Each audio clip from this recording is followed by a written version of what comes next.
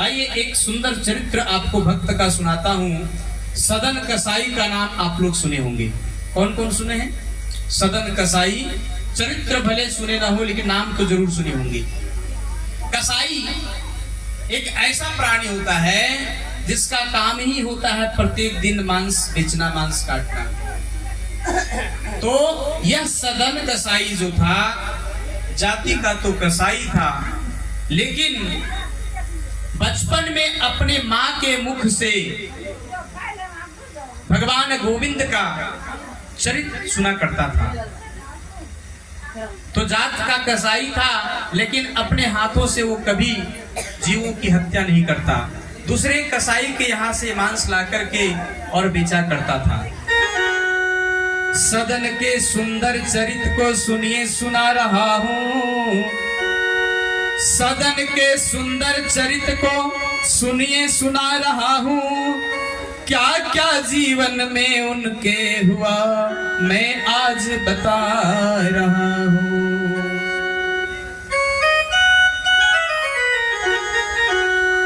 जाति के सदन कसाई, जाकी महिमा की बड़ाई, हम आज तुम्हें सुनाते भक्त साथ के बताते।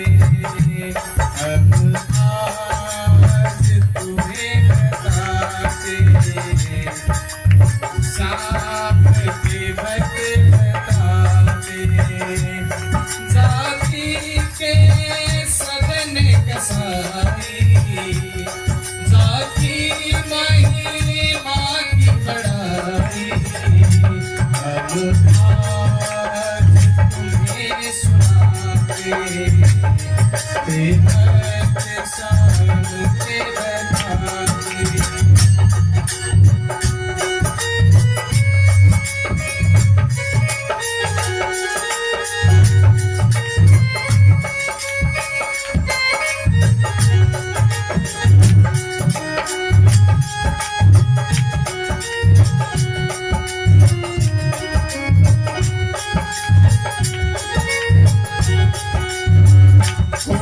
हृदय दया बड़ भारी, बंधन करे जीवों का। कोमल हृदय दया बड़ भारी, बंधन करे जीवों का। और क्या करता? अन्य कसाई के घर से ला विपन करे मांसों का।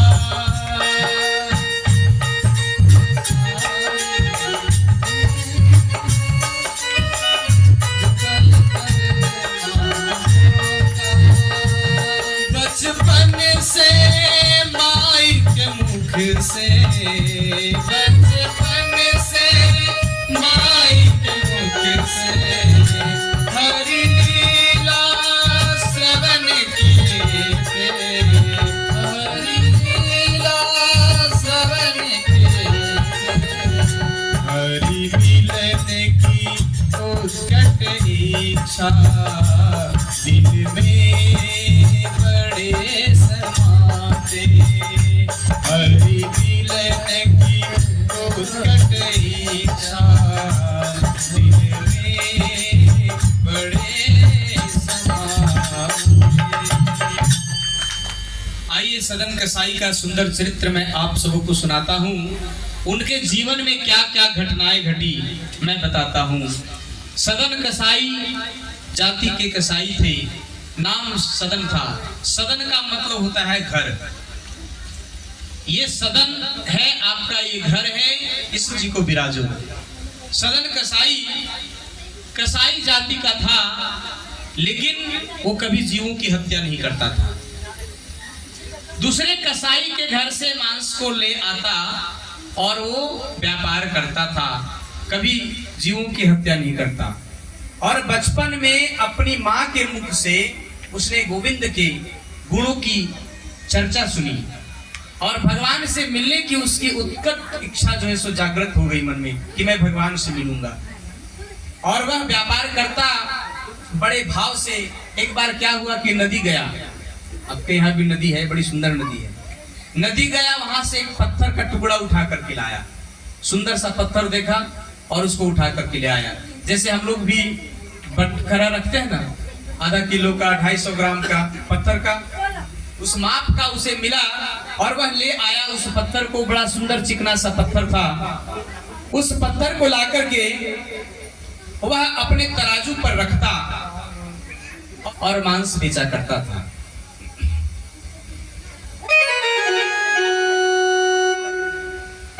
आइए भजन के भाव से कहते हैं, एक बार तो गंगा चले नहाने, सालीग्राम दिखा ले चले आए बटिया। एक बार तो राधा बन के देखो मेरे सांवरिया, राधा रो कहीं दर्द है। एक बार तो गंगा चले नहाने, सालीग्राम दिखा ले आए बटिया।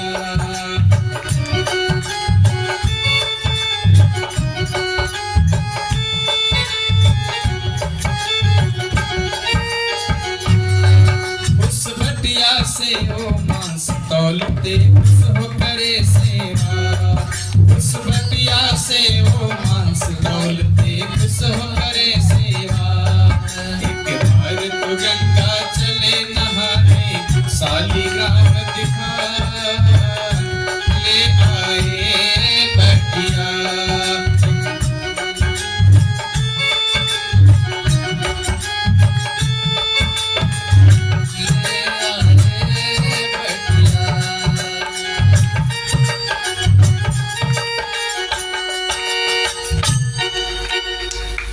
और नदी गया स्नान करने, वहां एक सुंदर सा बटिया मिला, बटखरा मिला, वो उससे ले आया और उस बटखरे को तराजू में रखता। बड़े ईमानदारी से व्यापार करता, बेईमानी नहीं करता था और बहुत ज्यादा मुनाफा भी नहीं कमाता था। प्रभु की सेवा करता, प्रभु के स्मरण करता और अपना प्रत्येक दिन का जो व्यापार था उसे करता था। तो एक दिन वो अपने तराजू पर उस बटिये को रख करके मांस तौल रहा था। बगल से एक साधु सन्यासी, बाबा जैसे, बाबा मोबाइल बड़ी चलाते हैं,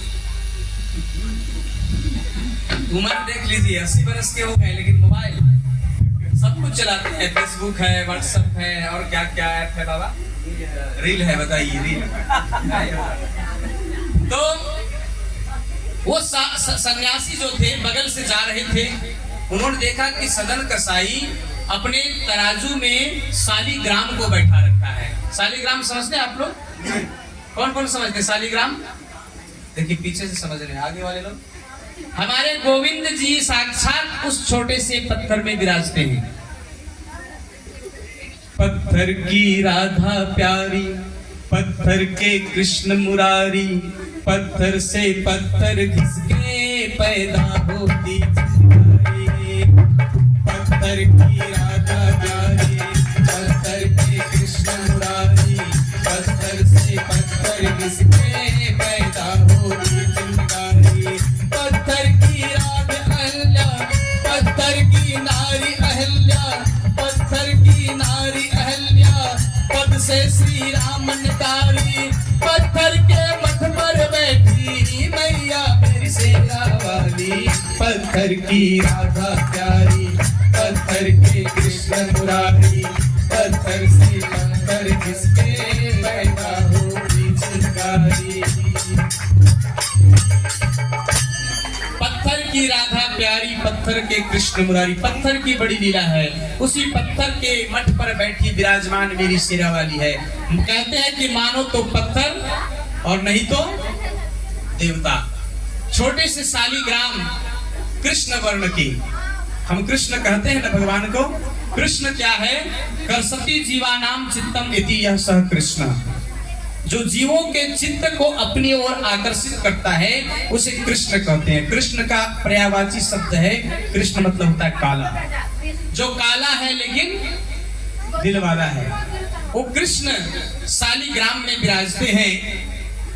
तो वह सदन कसाई तराजू में शालिग्राम को रखकर तौलता था, लेकिन उसे ये पता नहीं था कि ये शालिग्राम है, कि ये मेरा बटिया है। तो बगल से सन्यासी महाशय जो है सो जा रहे थे, उन्होंने देखा कि अरे ये पापी अपने तराजू पर भगवान को बैठा करके और तौल रहा है। उसे जाकर के पूछा कि अरे सुनो, ये पत्थर मुझे दे दो। सरल हृदय सदन बोला कि ठीक है ले जाइए, और शहर से उसने उस बटिए को उन सन्यासी महोदय को दे दिया कि जाइए ले जाइए। साधु महात्मा बड़े खुश हुए और उस बटिया को ले जा करके अपने ठाकुर जी का जो स्थान था, अपने घर के सिंहासन में ठाकुर जी के आसन पर विराजमान किया। रोज ठाकुर जी को नहलाता, 16 बार स्नान करवाता, षोडशोपचार स्नान करवाता, चंदन का लेप लगाता, ठाकुर जी को 56 भोग लगाता वह सन्यासी, और पूजा करता। लेकिन भगवान को ये आडंबर अच्छा नहीं लगा।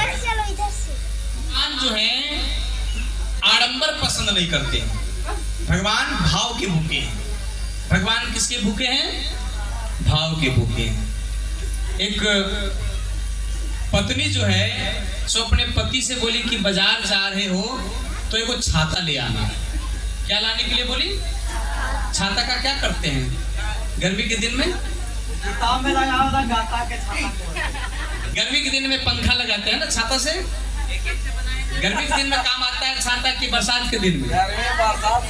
गर्मी भी काम आता है, बरसात में भी काम आता है, जाड़ा में भी काम आता है। जाड़ा भी काम आता है। अब कहाँ जानने गए बाबा हम। तो पत्नी बोली कि तुम छाता ले आना जा करके बाजार से। बोला ठीक। बोला लेकिन ठग मत जाना, बाजार में बहुत लोग ठगते हैं। बोला ठीक, पत्नी की बात को मान लिया, क्यों ठग मत जाना। और वो बाजार गया, बाजार में गया, बोला छाता कितने का दिया भैया? बोला 16 रुपए का। बोला ठगते हो, 8 रुपए में देगा। बोला देखो भैया सुबह सुबह का बोहनी का समय है, 10 रुपया दे दो, तुम ले जाओ। बोला 10 रुपया ठग रहे हो, 5 रुपया में देगा। क्योंकि पत्नी बोल दी थी कि ठग मत जाना, और जितना बोलेगा उसका आधा करना। 5 रुपया में दोगे? बोला देखो भैया सुबह सुबह का बेरा है, काहे तुम मेरा व्यापार जो है सो खराब कर रहे हो, बोहनी का समय है। एक काम करो 8 रुपया में ले जाओ। बोला फिर ठग रहे हो, 4 रुपया में देगा? बोला कि बड़ा अजब ग्राहक आ गया है। बोला अच्छा एक काम करो 6 रुपया में तुम ले जाओ, अब कुछ मत बोलना। बोला 3 रुपया में दोगे? बोला देखो भैया कहाँ से आए हो सुबह सुबह? अच्छा एक काम करो 4 रुपया में तुम ले जाओ। बोला 2 रुपया में दोगे? बोला देखो भैया फ्री में ले जाओ। बोला 2 को दोगे? ठगना नहीं है। कहते हैं कि एक भाव पर वो टिका नहीं, एक भाव पर टिके तो तभी तो उसे सामान मिले। कहते हैं कि बिना भाव के जब छाता नहीं मिल सकता है, बिना भाव के, भाव पर टिके बिना छाता मिले न मोल। भाव पर टिके बिना छाता मिले न मोल। इसलिए दोनों हाथ उठा के प्रेम सहित हरि बोल, हरि बोल, हरि बोल।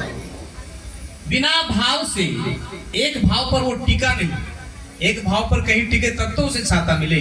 इसलिए बाजार में एक भाव पर टिके बिना वस्तु मिले न मोल।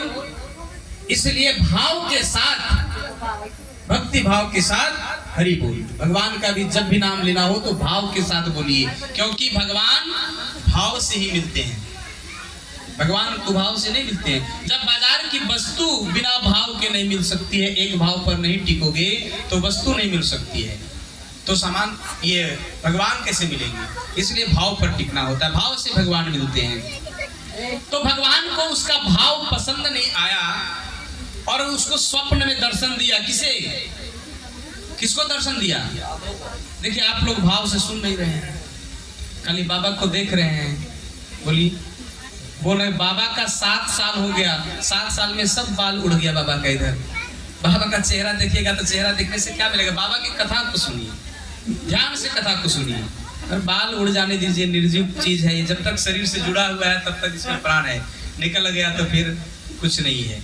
लेकिन जो परमात्मा की कृपा से यहाँ से मिश्रित हो रही है ज्ञान गंगा, उसको सुनिए और समझिए, अपने हृदय में धारण करिए। तो कहा भगवान ने उस साधु को स्वप्न में दर्शन देकर के कहा कि ऐ साधु, मैं तुम्हारे पास टिकने वाला नहीं हूं, तुम मुझे उसी के पास लेकर के चलो। वो अपने तराजू पर रखता, मुझे झुलाता झूले की तरह, मुझे वही अच्छा लगता। साधु अकबका गए, रात को उठ बैठे, बोले ये क्या हुआ? भगवान साक्षात सपने में दर्शन दिए। सुबह जैसे तैसे बिताया और शालिग्राम भगवान को उठा करके और उस सदन कसाई के पास ले गए। बोले कि देखो जी, ये तुम्हारा जो बटिया है ना, बटिया नहीं है, ये शालिग्राम भगवान है। बोलिए शालिग्राम भगवान की। साक्षात विष्णु भगवान तुम्हारे यहाँ पधारे हैं। ये बात जो सुनी सदन ने, बड़ा पश्चाताप हुआ, हृदय जलने लगा कि मेरे द्वारा ये क्या किया जा रहा था। मैं शालिग्राम को एक तरफ बैठाता, दूसरे तरफ मांस तौलता। मैं बड़ा ही अभागा हूं, मैंने भगवान को नहीं पहचाना। और उसके बाद वो भगवान की सेवा करने लगा, प्रत्येक दिन भोजन करता, ठाकुर जी को भोजन कराता और भगवान की सेवा में लीन हो गया।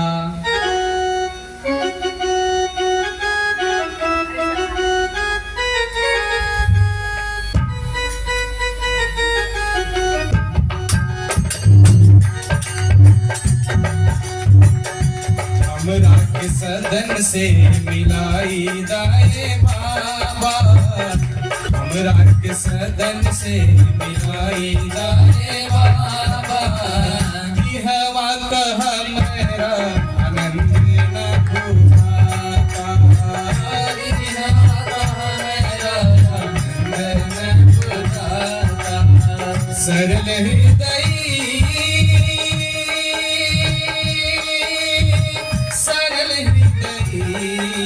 सदन कसाई है, मुझे बड़ा भाता। अपने हाथों से जब पलटे थे मुझको झुलाता। सरल हृदय और सदन कसाई है, मुझे बड़ा भाता। अपने हाथों से जब पलटे थे मुझको झुलाता।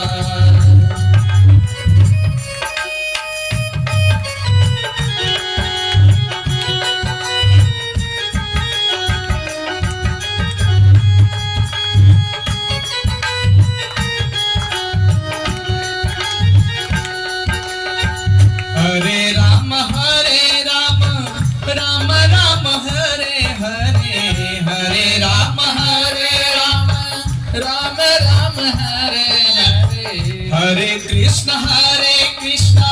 कृष्ण कृष्ण हरे हरे, हरे कृष्ण कृष्ण कृष्ण हरे हरे। हरे राम राम राम हरे हरे, हरे कृष्ण कृष्ण कृष्ण हरे हरे। हरे राम राम हरे हरे,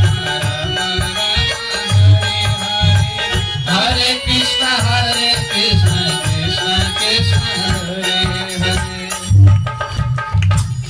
ये हरे राम और हरे कृष्ण का जब भजन करने के लिए बोला जाता है तो बड़ा मन विचलित होता है। और वही अगर कहा जाए हर तोर कीरिए तोहर कीरिए, ए राजा कहियो माहुर खा के मर जाई। आगे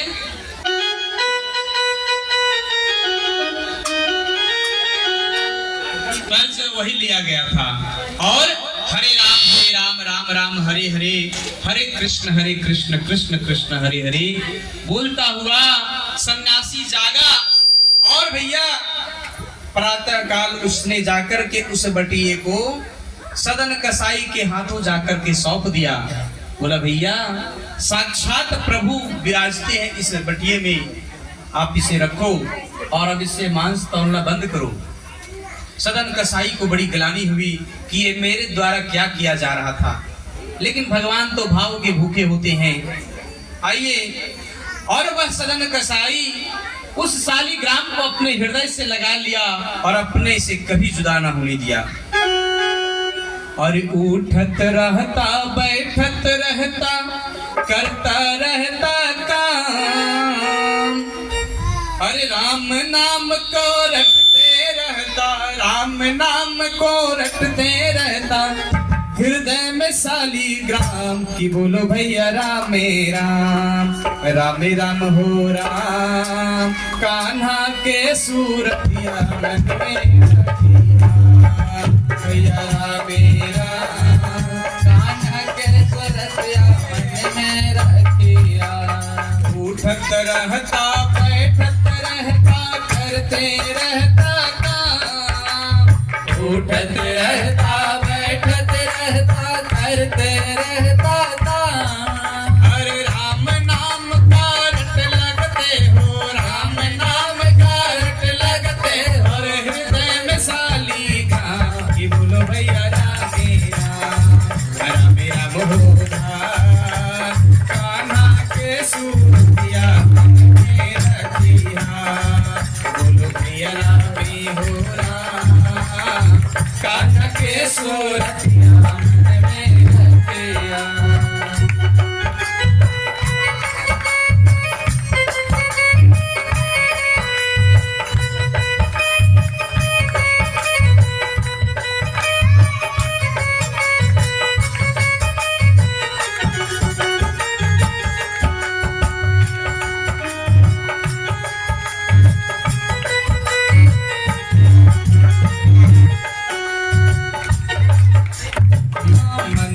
पश्चाताप भरल छोड़ दे सब काम, मन में पश्चाताप भरल छोड़ दिले सब काम, मन में पश्चाताप भरल छोड़ दिले सब काम।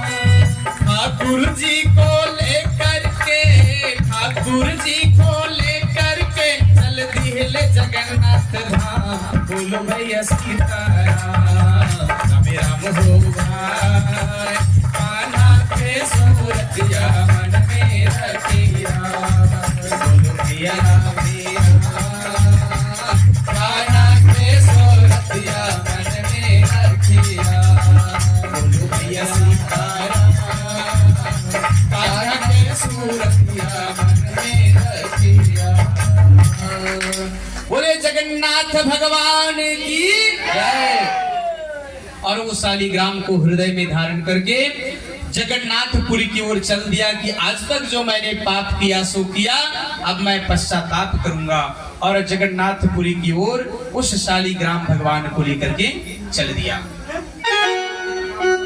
और वह सदन कसाई जो है मांस बेचना छोड़ दिया भैया, जगन्नाथपुरी की ओर चल दिया। बड़े ही मार्मिक प्रसंग है, सुनिए। एक भक्त के साथ भगवान कैसी कैसी लीलाएं, कैसी कैसी परीक्षाएं लेते हैं। रास्ते में एक किसान का घर पड़ा, तो भैया जब वो जगन्नाथपुरी की ओर जा रहे थे, सदन कसाई रास्ते में मिला एक किसान का घर। रात हो गई तो सोचा कि किसान के घर में ठहर लेता हूँ, और रुकने के ख्याल से वह उनके यहाँ प्रवेश किया तो किसान की पत्नी घर में थी और उसका पति सोया हुआ था। बोला कि माताजी, मैं आपके यहाँ एक रात के लिए विश्राम करना चाहता हूँ। बच्चे लोग शांति बनाए रखें। मैं आपके आवास पर विश्राम करना चाहता हूँ, मैं जगन्नाथपुरी की यात्रा पर चला हूँ। तो उसकी पत्नी बोली, बहुत अच्छी बात है कि आप ठहरो मेरे यहाँ, प्रेम से भोजन पाओ, रुको। लेकिन सदन कसाई जो थे, ध्यान दीजिएगा, सदन कसाई जो थे बड़े सुंदर थे। कामदेव के समान उसका रूप था। तो सदन कसाई को देखकर वह किसान की पत्नी उस पर मोहित हो गई। बड़ा सुंदर सांवला सलूना रूप था, उसको देख करके उस पर मोहित हो गई और मन में तरह तरह के उसके विचार आने लगे और वह अपने विचार को उस सदन कसाई से कहती है। क्या कहती है? बच्चे लोग, साउंड मास्टर वाले भैया शांति बनाए रखिए। कहते हैं,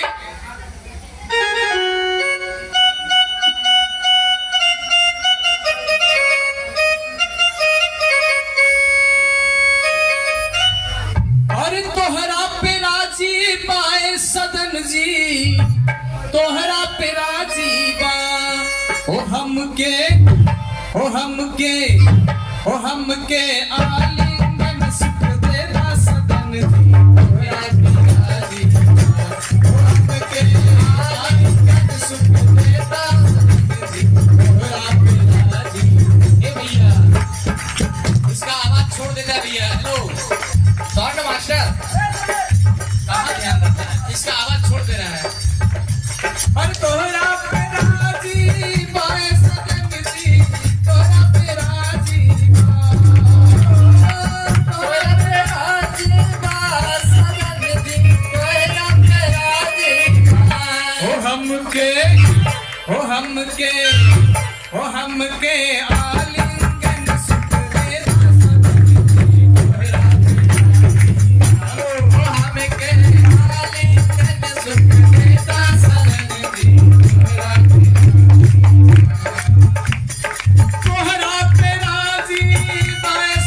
जी, तोहरा पे राजी बा, हमके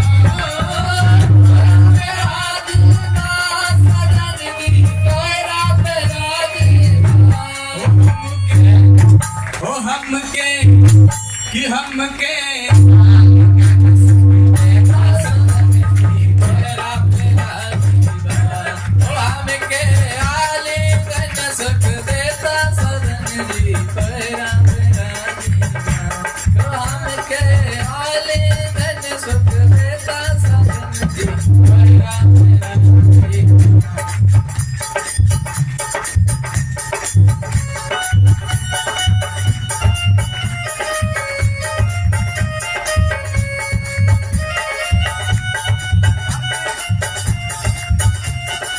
हेलो,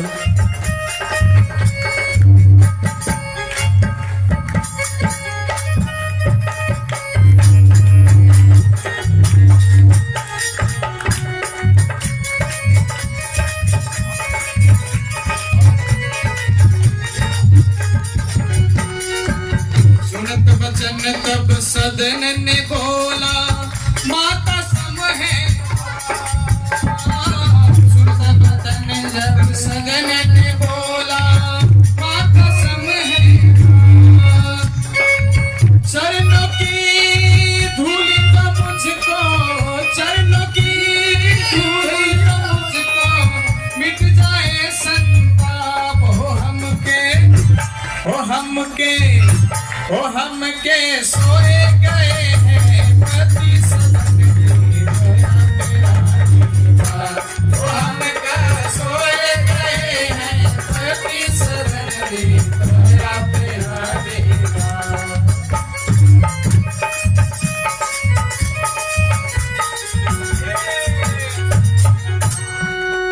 और जब उस नारी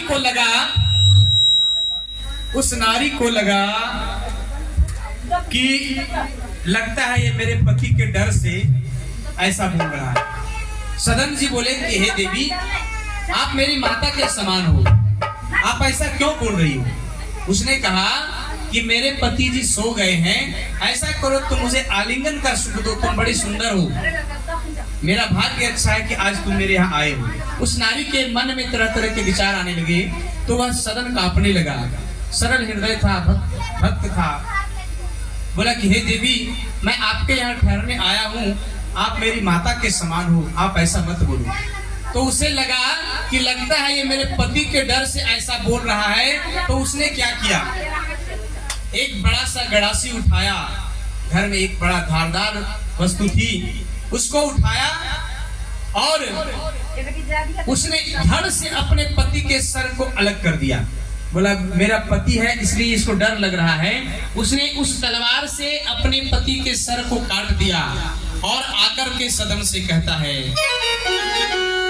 और सदन ने देखा ऐसा, कांपने लगा, थर-थर कांपने लगा बेचारा। बोला ये क्या हुआ?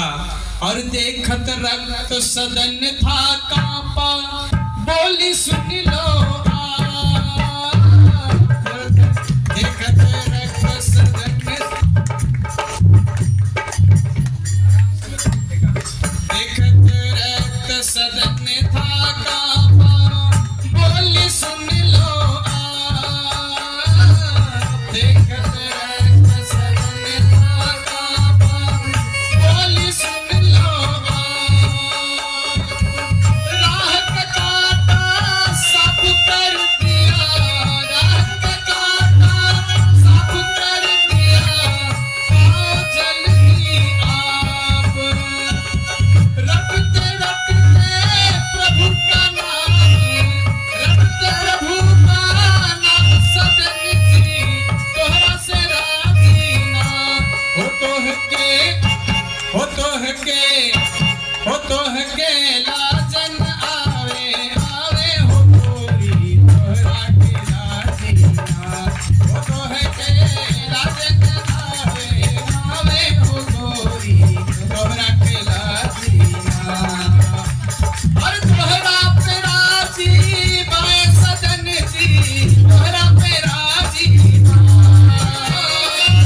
तोहरा पे राजी बाए सदन जी, तोहरा पे राजी ना, ओ हमके आलिंगन सुख देगा सदन जी, तोहरा पे राजी ना, हमके आलिंगन सुख देगा सदन जी, तोहरा पे राजी ना।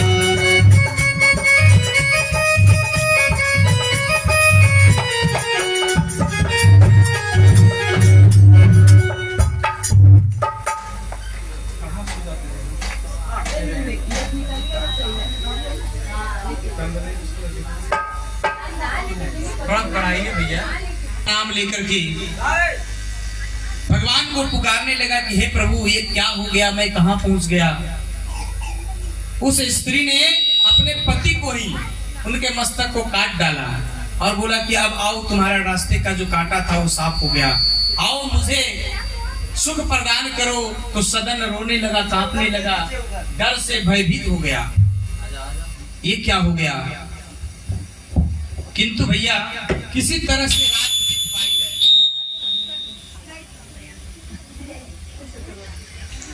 सदन कसाई जो है चुपचाप प्रभु का नाम लेने लगा, कांपने लगा कि यह क्या हो गया, न मैं यहाँ आता न ऐसी घटना घटती, ये क्या हो गया प्रभु। और इस तरह से रात बीत गई, लेकिन उस स्त्री की इच्छा पूरी नहीं हुई। तो वह बड़ा क्षुब्ध हो गई, व्याकुल हो गई, क्योंकि इश्क न जाने जात कुजात और भूख न जाने बासी भात, नींद न जाने टूटही खाट और प्यास न जाने धोबी घाट। जब जोर से प्यास लगा रहे तो वो कहीं का पानी नहीं जानता है, उसे बस केवल पानी चाहिए। इश्क न जाने जात कुजात। उस स्त्री ने देखा कि ये बड़ा सुंदर है, कौन है क्या है उससे उसको मतलब नहीं था, अपने पति तक को उसने मार दिया। बेचारी सदन थर थर थर थर कांप रहे हैं, नेत्रों से आंसू की धारा बह रही है, भय से एकदम भयभीत हो रहे, व्याकुल हो गए।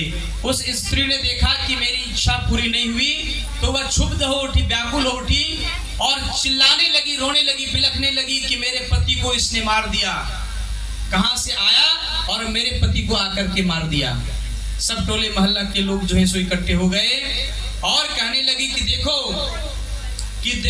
देखो इस दुष्ट ने मेरे ही घर में घुसकर मेरे पति को सिर काट डाला है और जबरन मेरे सतीत्व को हरण करने का मन में ठाना है।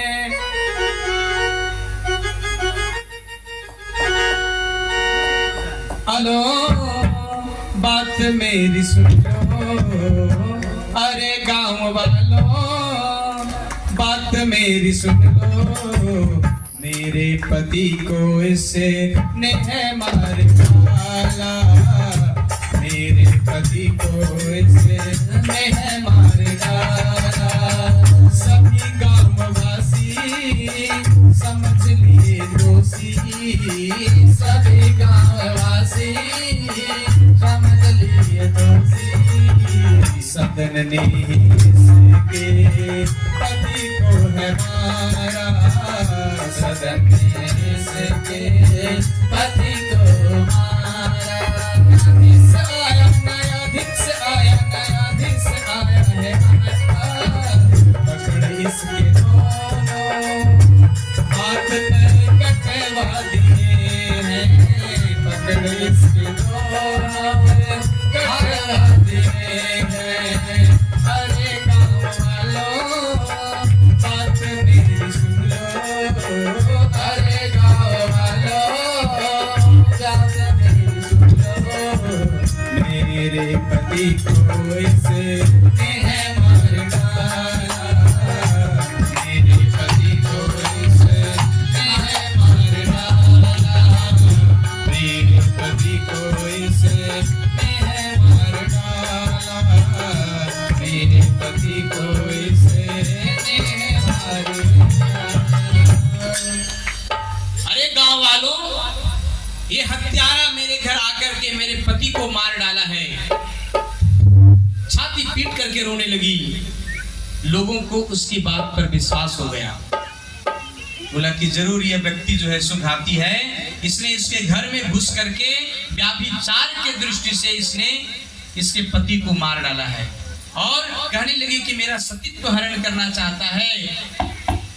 तब वे सभी लोग उसे पकड़ करके पीटने लगे और पीट करके ले गए न्यायाधीश के पास, जज के पास, राजा के पास।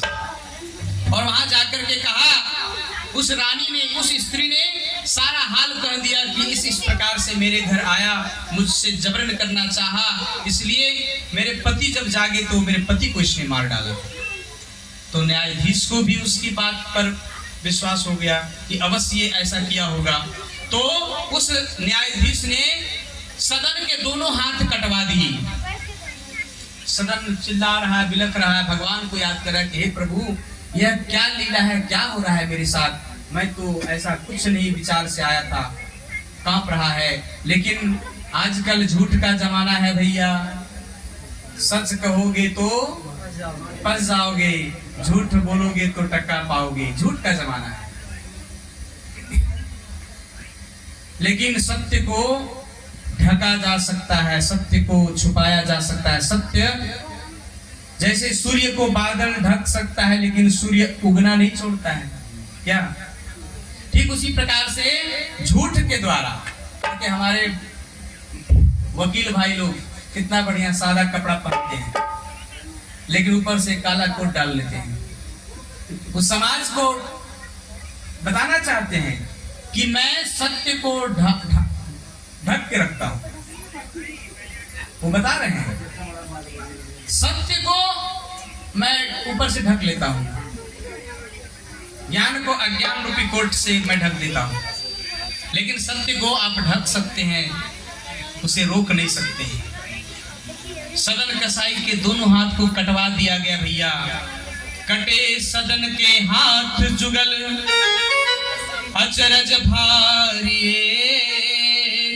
नारी के दो कटे मरम और गिरे धरा पर पे। भगवान का वो परम भक्त था। जैसे ही सदन के दोनों हाथ काट दिए गए, भगवान की एक ऐसी लीला हुई, अचरज लीला, कि उस स्त्री के दोनों स्तन कट करके धरती पर गिर गए और वो लथपथ हो गई, खून से व्याकुल हो गई, रोने लगी, गिर गई, मूर्छित हो गई। जब लोगों ने देखा कि अरे ये क्या हुआ, स्वतः ऐसी घटना घट गई, तब वह स्त्री पृथ्वी पर गिर गई और उसकी साड़ी खून से लथपथ हो गई। और वह जो है सो राजा के सामने सारा सत्य जो घटना थी उसने कह दिया,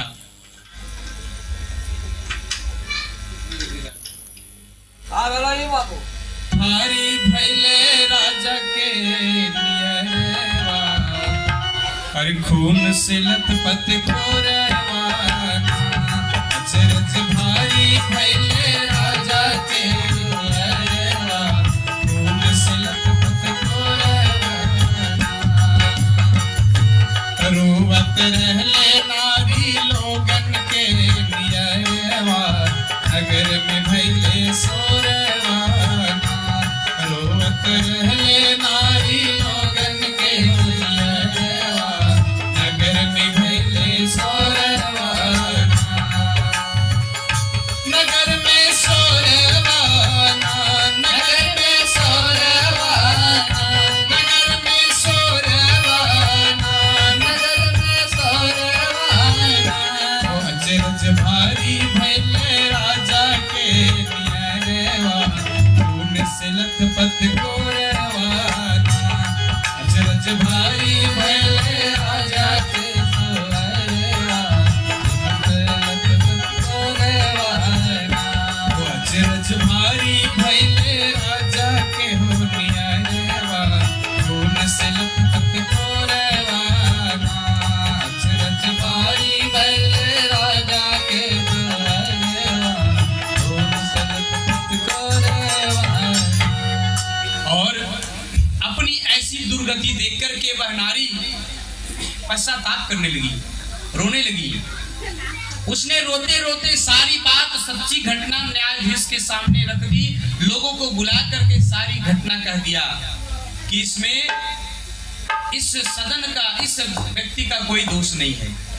मेरे मन में व्याभिचार जागा, मेरे मन में ऐसी इच्छा जागृत हुई और मेरे मन के अनुसार इसने व्यवहार नहीं किया, इसलिए मैं अपने पति को स्वयं मार करके यह जो है सो कुकृत किया है, मैं दोषी हूं। और फिर भैया जैसे ही उस स्त्री ने ऐसी बात कही, लोगों के देखते देखते वो दोनों हाथ उठा और सदन के भुजा में पहले जैसा था वैसे जुड़ गया। सब लोग आश्चर्य से देखते रह गए। ये सत्य की विजय होगी, इसलिए झूठ को बहुत देर तक नहीं रखा जा सकता है, सत्य को छुपा करके नहीं रखा जा सकता है। और भैया सदन को तब विश्वास हुआ कि ये दुनिया बड़ी जालिम है, दुनिया यहाँ जीने नहीं देगी, और वह सीधे फिर जगन्नाथ धाम की ओर चल गए। और उन्होंने सोचा कि यह प्रभु की ही लीला थी जो ऐसी घटना हुई। लोगों को जगन्नाथ भगवान के स्वरूप को, जगन्नाथ भगवान के महिमा को बताना था उस सदन के माध्यम से। बोलिए जगन्नाथ भगवान की।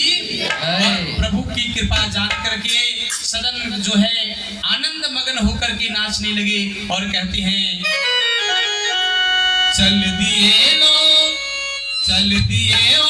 जगन्नाथ पुरी, सारी दुनिया भुलाते भुलाते, सारी दुनिया भुलाते भुलाते, चल दिए ओ जगन्नाथ पुरी, चल दिए ओ जगन्नाथ पुरी, सारी दुनिया भुलाते भुलाते, सारी दुनिया भुलाते भुलाते, मन मगन मस्त हरि नाम गाते, मन मगन मस्त हरि नाम गाते, सारी दुनिया भुलाते भुलाते, सारी दुनिया भुलाते भुलाते, चल दिए ओ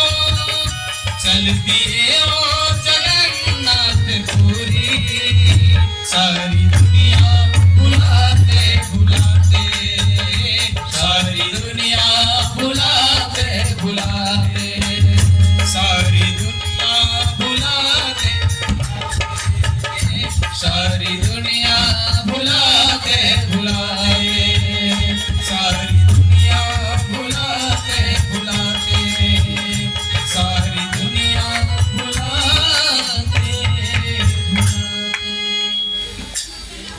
सदन कसाई जगन्नाथपुरी धाम गए और भगवान के श्री